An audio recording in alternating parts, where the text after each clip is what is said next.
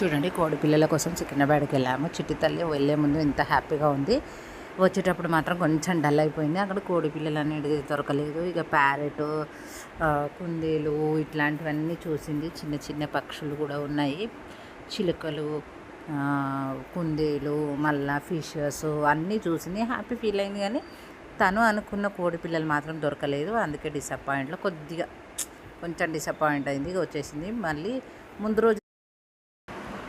ముందు రోజు తీసుకువెళ్ళాను కదా నైట్ బండి మీద. సో బండి వెహికల్ ఖరాబ్ అయిందని చెప్పి బండి పెట్టేసి మళ్ళీ నెక్స్ట్ డే నేను బస్సులో తీసుకెళ్ళాను, ఆటోలో తీసుకెళ్ళాను. సో అది వీడియోని నేను ఇది ముందు పెట్టాలి. సో అది ముందు పెట్టేశాను, ఇది వెనక పెడుతున్నాను. చూసి కన్ఫ్యూజ్ అవ్వకుండా అన్ని వీడియోస్ చూడండి, మీకు అర్థమవుతుంది. మా చిట్టి తల్లి ఏమీ కొనుక్కోకుండా వచ్చేసింది. అలాగే ఇంకేం కొనలేదు. నేను కూడా సర్లే పోనీలే, వచ్చి మళ్ళీ వారం తర్వాత వస్తాయని చెప్పాడు అతను. వారం తర్వాతలో వెళ్ళి తీసుకుందాంలే నాన్న అని చెప్పాను. ఇక్కడ ఏమంటుందంటే, అమ్మ నాకు కోడి పిల్ల కావాలి అని చెప్తుంది. అమ్మ పోదాం అని చెప్తుంది వీడియోలో.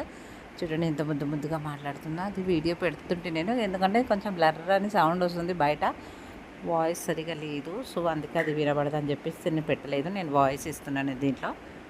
ఎంత బాగుందో చూడండి. చిట్టితల్లి ఇలా రెడీ అవుతుంది బయటికి వెళ్ళినప్పుడల్లా. ఈ ఫ్రాక్ నేను సేమ్ వేసుకున్నాను. చిట్టితల్లి కూడా నాకు అదే కావాలి మమ్మీ అని, చిట్టితల్లి కూడా సేమ్ నాకు అదే ఫ్రాక్ వేసుకుంటాను మమ్మీ అంటే వేసుకోమని చెప్పాను. సో అదే సేమ్ ఫ్రాక్స్ వేసుకొని వెళ్ళాము మేము. చూడండి అక్కడికి వెళ్ళేదాకా మమ్మీ అంటూనే ఉన్నది. ఇలాగే ఇక నాకు అది కావాలి ఇది కావాలని చెప్పేసి అంటుంది. సరే నేను తీసిస్తానులే నాన్న, బొమ్మలు కూడా కొనియమన్నది. బొమ్మలు కూడా నేను ఏం కొనలేదు. ఇక అలాగే వచ్చేసాము. డిసప్పాయింట్ అయిపోయింది. తన కోడిపిల్ల లేకపోయేసరికి బొమ్మలు కూడా అడగలేదు.